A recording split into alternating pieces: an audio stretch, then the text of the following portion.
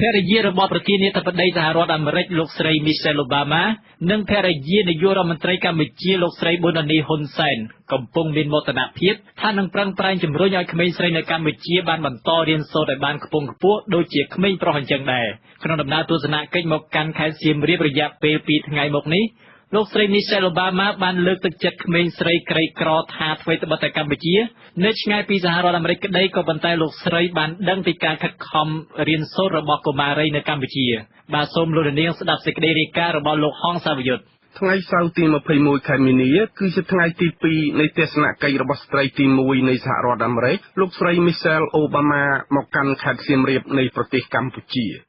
ក្នុងដំណើរទស្សនកិច្ចរយៈពេលខ្លីលោកស្រី Michelle Obama ហាក់មមាញឹកក្នុងការចុះទៅតាមមូលដ្ឋានខ្លះព្រមទាំងជួបជជែកជាមួយអង្គការក្រៅរដ្ឋាភិបាលខ្លះជុំវិញបញ្ហាធ្វើយ៉ាងណាជំរុញឲ្យក្មេងស្រីបានចូលរៀនគ្រប់គ្នា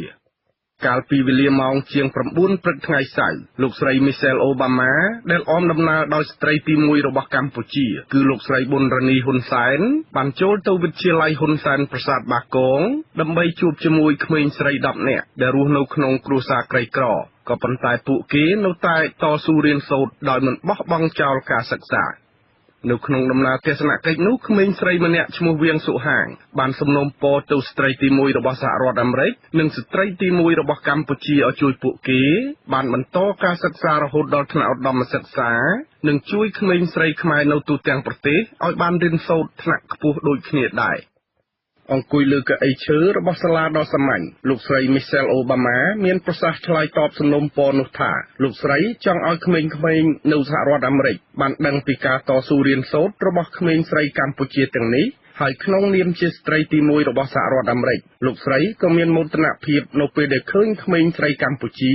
មានការតស៊ូរៀនសូត្រដ៏ស្វិតស្វាញបែបនេះ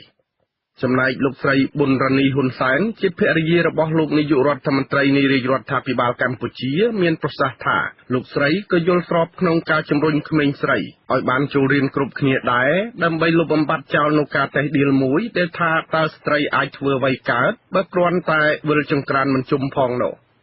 សូមជម្រាបថាបន្ទាប់ពីធ្វើដំណើរទៅទស្សនកិច្ចនៅសាលាវិទ្យាល័យហ៊ុនសែនប្រាសាទបាគងមកលោកស្រី Michelle Obama មានកម្មវិធីជាច្រើនទៀតដែលត្រូវធ្វើនៅថ្ងៃទី21ខែមីនានេះដូចជាលោកស្រីបានឡើងថ្លែងនៅក្នុងវេទិការបស់ក្រុមអង្គការ Peace Corps និងចូលរួមពិភាក្សាតុមូលមួយដែលរៀបចំឡើងដោយអង្គការក្រៅរដ្ឋាភិបាល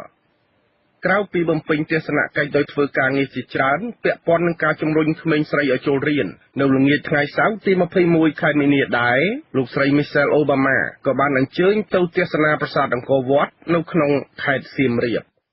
កាលពីថ្ងៃទី18ដល់ថ្ងៃទី20ខែមីនាលោកស្រី Michelle Obama បានធ្វើទស្សនកិច្ចនៅប្រទេសជប៉ុនមុនពេលបន្តមកកម្ពុជា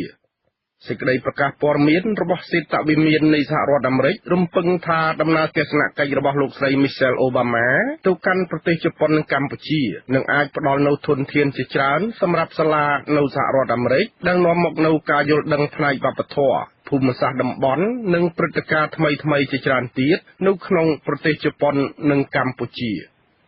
ខ្ញុំហងសាវយុទ្ធ With you RC សេរីពីខេត្តសៀមរាប